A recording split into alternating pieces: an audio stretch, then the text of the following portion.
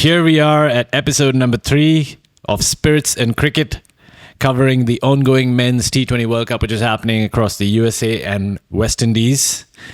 We've had 24 matches so far, pretty incredible number of games, but the looming question, what the fuck is up with Pakistan? Fucking beats me, man. All right, as we mentioned, we are Spirits and Cricket. My name is Vish. This is Kirthi. I want to first start off by saying thank you to everybody that's been watching the episode so far, the clips. Thank you for sharing it. Thank you for your feedback. Thank you for your comments. We've had some interesting comments as well, isn't it? And you can go and have a look at that on some of our clips. We are back again at the amazing Tyler's Tavern. Thank you so much to these guys for letting us record our episode over here again on the day of the India versus USA game, which is just about kicking off in a few minutes.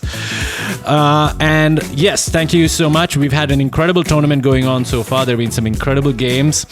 And today we are obviously spotlighting a few of those key critical games. And I'm pretty certain if you've made it up to this point, you will know which games we are talking about. Don't you? Absolutely. I mean, it's been a fantastic tournament, right? Yes. And there's a lot of things which we could cover. We saw a lot of good performances, good matches, in fact, across this T20 World Cup. Yeah. As you mentioned, we're half past the group stages. Right. Enough of tournaments happened. We're going towards the Super 8s, in fact. Yeah. I mean, it's an exciting tournament from where I see. Right. But above all of that, like I mentioned, there is obviously the big question mark right now, which is on everybody's mind. And I think this has been discussed quite a lot. Obviously, a lot of channels are discussing it. A lot of cricket experts, a lot of ex-cricketers have been talking about it. The looming question, like I said in the intro, what the fuck is up with Pakistan? All right. You know the kind of team that they're known to be. So give me your take. Man, Pakistan is a formidable side. I mean, they've always been good across the World Cups, across the international cricket. They've been playing some good cricket for so many years. They produce greats like Imran Khan, Wasim Akram, Wakar Yunus, Syed Anwar, Inzamam ul Haq, and my personal favorite, Ramiz Raja. Yeah. Whatever. Whatever. Not. But, I mean, think about the game, right? Against USA. USA won the toss and put Pakistan to bat, in fact, right? And Pakistan got to a score of 159 for 7. Right. And Babar Azam stitched a good innings with Shadab Khan, got them over to 159 with Shaheen Afridi actually playing a good 23. Oh, yeah. interesting. I mean, it was a good innings in the end. They finished well, finished strong, in fact, right? Okay. And in response, USA, I mean, what do I say? They played a phenomenal innings, right? They reached a score of 159 for 3 wickets. Yeah. Took it to the super over. Brilliant. And as we all know, Pakistan were bowling the super over, and we had Mohammad Amir bowling against the USA team. Who did USA send out to bat? Aaron Jones and Harmeet Singh, in fact. Yeah. Who's the all-rounder. I mean, he's got about 200 plus strike rate. Right, yeah. I mean, they got through a score of 18, and it was a dismal performance by Mohammad Amir, I must say. I mean, too many extras. Just one boundary in the super over, but still they got to 18, in fact, and they scored like about the singles and doubles. They were able to milk the bowler, get to a very good score of 18. I think it's a deep hole when some team gets to 18 runs, right? Yeah, but the interesting thing was they also, if you notice, they kept taking a lot of ones and twos, even on the wide delivery. So they kept adding the extra run there. So the running between wickets between Aaron Jones and Harmeet Singh was pretty phenomenal, actually. For them to have just hit the one boundary of their ace bowler, I mean, we got to agree. It was Mohammad Amir's comeback game, I think, in some extent, right? Yep. So he obviously made it to the squad. And a lot of wides, a lot of extras, but the US also capitalized on those by just running those ones and running those twos every now and then off the leg buys or of the wides that they were bowling. Yeah, they did. I mean, they got to a good score of 18, and after that, it was very difficult. It was a steep chase for Pakistan. That's what I would say. I mean, it got very difficult. The interesting is, like you mentioned earlier, that Pakistan are a formidable side. All right, they're playing against an associate member. All right, which is the USA, and Pakistan historically have produced some phenomenal players, the likes of Wasim Akram, Bakar Yunus, Shahid Afridi. They had a pretty solid batting in the form of Babar Azam, Mohammad Rizwan, Iftikhar Ahmed, all big hitters, all people who can really score those 18 runs that were needed for the game. And they ended up losing the game by 5 runs. All right. Excellent bowling, no doubt, by Saurabh Netrawalkar. But this is exactly what, I was trying to get at, is that what seems to be going on with a team like Pakistan. There's been some chat about how Pakistan tend to do this. We've seen this happen with them. They'll botch it up. All right. And then from somewhere or the other, they end up coming from behind. They did this in the 2017 Champions Trophy. All right. When they had Sarfaraz as their captain. All right. They seem to have this streak of coming back. But then this is where things get interesting, because the next game they face India. Oh my God. I don't know what to say about that game. What a game. What can we say about that game that hasn't already been said? I mean, India just showed absolute class in that game. And Absolute Pakistan class. showed just absolute ass in that game. I mean, how do you? Yeah, that was quite a shit show, wasn't it? All right, so India lose the toss. Pakistan win the toss. We were doing the updates live from Tyler's, and we were watching the game as well. So Pakistan win the toss. Babar Azam, utilizes that New York pitch, that infamous New York pitch, beautifully. Excellent bowling performance. All right, India bat first. Bowled out for 119 and 19 overs. Bowled out. Remember that. It was bowled out. 119. The target of 120 is a run a ball. That's right. one side of the story. The second side of the story is literally up until, think about the 10th over. They are going at about 57. I think they hit about 57 in 10 overs. They're close to that run a ball run rate, asking rate. They need another 63 runs. All right. This is where things get interesting, because Hitman brings in Axar. Okay. Once Axar comes in, he has Usman Khan trapped in front. Not given by the umpire. India take the DRS. Yeah. DRS is in their favor. 57 for 2 now. Roughly around 10, 11 overs. And from there on, the way that the body language of Pakistan shifted, that was very noticeable. That game was for Pakistan to lose. And that's what they did. They just went and lost. That's what they did. They said, yeah, it's for us to lose. And let's lose it. Yeah. That's all happened. I mean, such a dismal performance. Then you had, then they were cruising along. They're trying to get through after Usman Khan's wicket. They're trying to stitch a partnership, which they could never do. But then you had the likes of Bumrah coming in. No. Before Bumrah came in, 57 for 2, I think, if I'm not mistaken. Around the 12th over, Fakhar Zaman, who's the only batsman that showed any kind of intent. All right. This is the beauty about Rohit Sharma. This is the thing that Dinesh Karthik actually mentions, right? That I think in one of his interviews on Crickbuzz, he's like, he literally marshaled the troops. He sent out the guys like a pack of wolves hunting. That's how he was captaining the team. To me, the way I see, he was holding back Bumrah for critical stages. But that's not all. The key thing is that he showcased enough amount of belief in both Pandya as well as Arshdeep and Axar, okay, to some extent, maybe even Jadeja, to be able to pile that pressure back onto Pakistan. Because, they still needed just a tad bit over 6, right? If I'm not mistaken, at one point in time, required run rate for Pakistan was 6.66. Right. You know what that number means? Yeah, the number of the devil. Yes, the number of the beast. And boy, did he unleash the beast. But yeah, they lost their way completely, right? Fakhar Zaman couldn't do much. Then Hardik Pandya got him. right? I mean, two catches. You remember that wicket? Yeah, absolutely. Yeah, I he mean, uses the extra bounce. bounce. I think Fakhar Zaman tries to hook him. Yeah.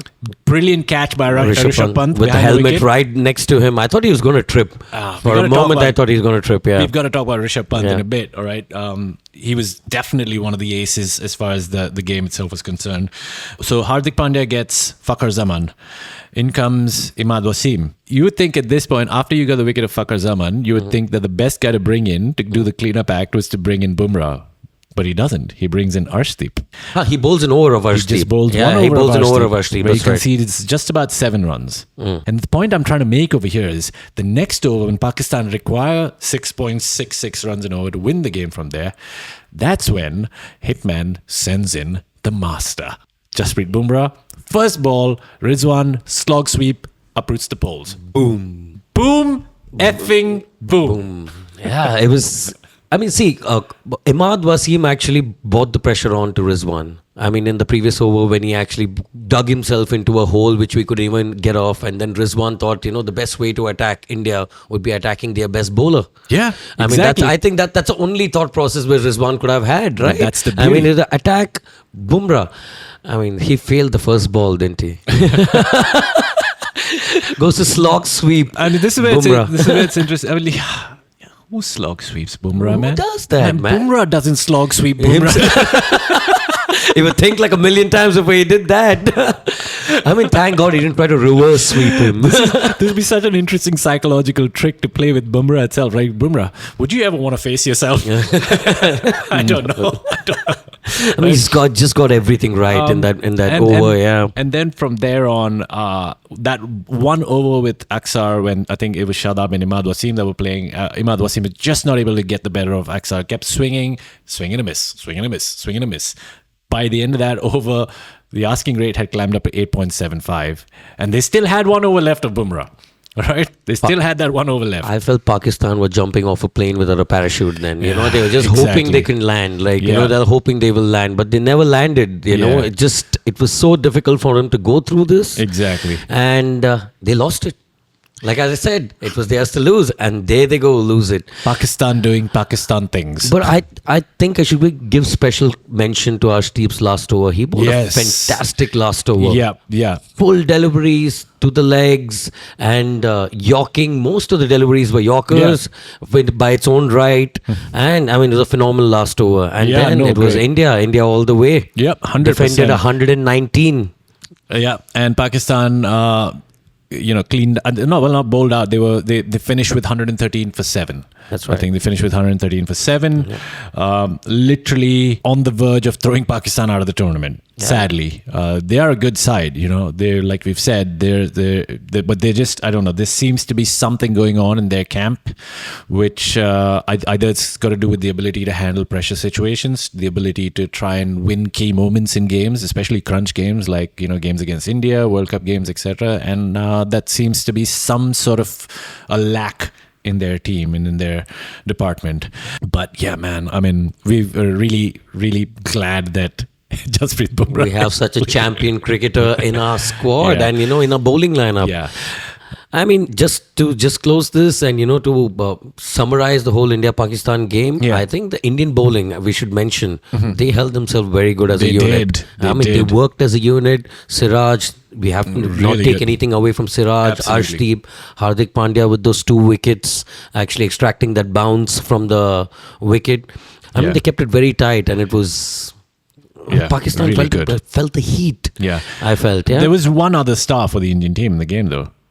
Rishabh Pant. Can't go without making mention of that guy. I mean, firstly, I'm very, very proud of his comeback. After what he had to deal with that massive accident of his, the way he's been playing both games, even the Ireland game, he scored a pretty decent 32, I think, if I'm not mistaken. The top scorer for India in this game, 42 of 31. Yeah, he was very flamboyant, a little edgy, a little scratchy to some extent. A lot of them, coming off edges.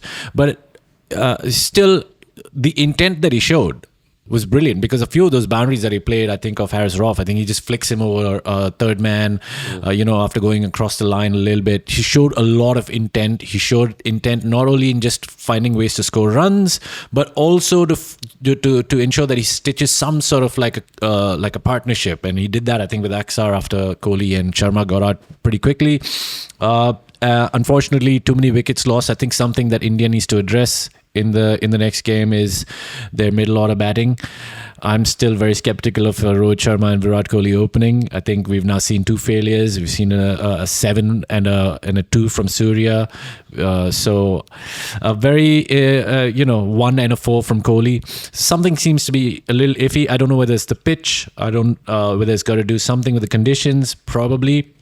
But they need to ensure that they address it. I believe that they will. They are the due course of time. Yes, the Indian cricket team. That's right. Yeah, right. So, but Rishabh Pant, not only did he score a brilliant 42 of 31, he also managed to take 3 catches, unbelievable catches. The one with Arshdeep in the last over. What a catch that was! Right, diving to his right, low down, and so good, brilliant. I thought Rishabh Pant was brilliant during the whole game. In fact, what a comeback. So Kirthi, let's do a quick roundup of some of the other key games that have happened so far in the T20 World Cup. What have you got? Give me something. Australia, England. Couldn't get bigger. Couldn't get bigger, right? Yeah, couldn't get bigger, right? The Ashes rivalry and Australia, England is always an exciting game to watch. Yeah, absolutely. Australia put up a very good performance, I felt. 201 for 7. Yeah. And Travis Head and David Warner actually getting a good opening partnership, in fact, and followed by all the other batsmen. Maxwell also played a good cameo, I felt.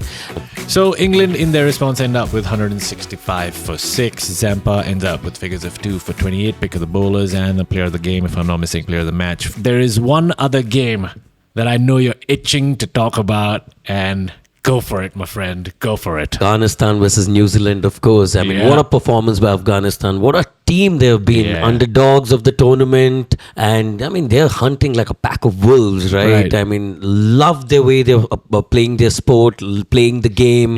I mean, their top order, Gurbaz and Zadran, I mean, been contributing and setting up a good platform for Afghanistan to get to a decent score. They scored a 159 for 6, in fact. And their bowling unit, must give it to Farooqi. What an exciting prospect. And he didn't even play a single game, right? In IPL. I mentioned this earlier also. With SRH, he was playing for SRH. And he didn't get to play a single game. And awesome. But what a player. I mean, he's proving himself, what he's made of in this tournament. And of course, with the supporting of other supporting bowlers of Rashid Khan. Ends up with figures of 4 for 21. But the most important thing being, you score 159 batting first, all right? And you're playing against a team like New Zealand. You think with the likes of Kane Williamson, Devon Conway, Daryl Mitchell. Afghanistan response bowls them out for 75. Whoa! The way that they seem to be playing, I think they are playing the best cricket of all the teams right now, if you ask me.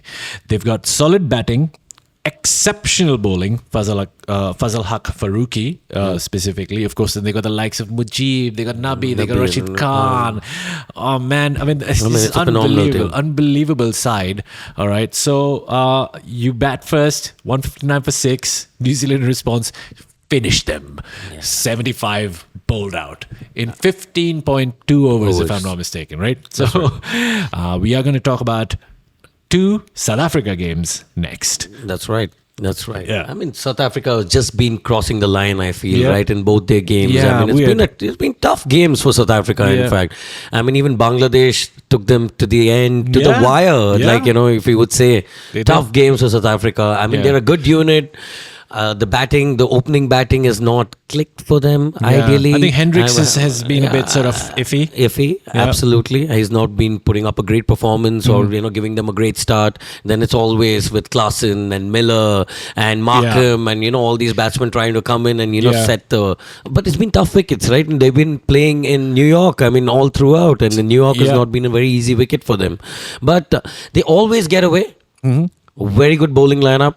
Right. with Rabada, Notge, Keshav Maharaj. Right. I mean, that's a formidable bowling lineup. I would Right. I would want to see how they're going to perform. In fact, as the tournament progresses, even though they don't have great all-rounders per se, I think they will be a very tough side to beat, because on good flat wickets you'll have Klaasen. You'll have to get them out, right? You'll have to Right. get Markham, you have to get Klaasen, you have to get Miller, you have to get all these guys out, and they're not very easy guys to get out. They play spin very well, they play pace But I do very have well. to. I do have to make a point over here. Apart from the Australia-England game, and maybe the Afghanistan's opening game against who was it? Was it Uganda? I can't remember. I think they bowled out Uganda for about 58, if I'm not Yeah, mistaken. it was right? Uganda. It was Yeah, Uganda. yeah, Yeah, it was yeah. Uganda, yes. A dominating performance. So apart from those two games, we haven't really seen any big scores, and we're talking about also on pitches in the West Indies. We're talking about the pitches in Guyana, the Barbados. I think all these games have actually seen low scoring totals, right? All of them. They've not seen. I mean, the highest total being 201, which is the Australia game still. I think the first game, you could say the USA-Canada game was another high-scoring one, which is 194, which was chased down. So I don't know how much the pitch is actually going to change. And if you look at South Africa as a unit, even in the first game against Sri Lanka, they scanted to an 80. They did struggle a little bit against Sri Lanka, and I think Sri Lanka made some poor decisions there as far as their bowling is concerned. They didn't bring Patirana on early enough. They did get them out for 77, but then, 80 for 4, that should have been 80 for no loss, if you ask me, right? Then you have the Netherlands game, where I think the Netherlands bat first, score about 103, and then South Africa again, 104 for 106 for 6. 106 for 6. In 18.5 overs. Exactly. They just canted through, as you just said. They struggled. Yeah, they struggled. And they struggled against Bangladesh. At one point in time, yes, firstly, interesting move for them to choose to bat first after winning the toss. Right. They literally struggled through with the Bangladesh bowling. What bowling? I actually watched that game. Both Tanzim and Taskin Ahmed, brilliant bowling. They had them at 23 for 4. 23 for 4. All right. And I think, if I'm not mistaken, one of them got 2 wickets in 1 over.